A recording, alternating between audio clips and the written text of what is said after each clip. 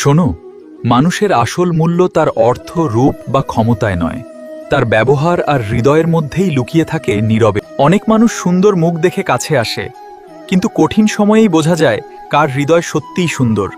ভিতর থেকে শান্তভাবে যে মানুষ অন্যের কষ্ট বুঝতে পারে, সে কখনো পুরোপুরি খারাপ হতে পারে না, কারণ তার হৃদয়ে এখনো মানবতা বেঁচে থাকে। মনে রেখো, যে মানুষ শুধু নিজের কথাই ভাবে, সে কখনো সত্যিকার শান্তি পায় না।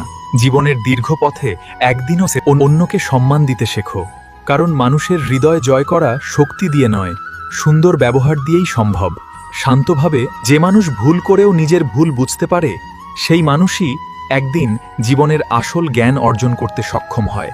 ধীরে মনে রেখো, পৃথিবীতে মানুষের সবচেয়ে বড় পরিচয় তার অর্থ নয়, তার হৃদয় আর ব্যবহারই তাকে সত্যিকারের মহান করে তোলে। আমার কথাগুলো যদি তোমাদের হৃদয়ের স্পর্শ করে, তবে লাইক এবং চ্যানেলটি সাবস্ক্রাইব করো। এবার সবাই বলো, রাধে রাধে।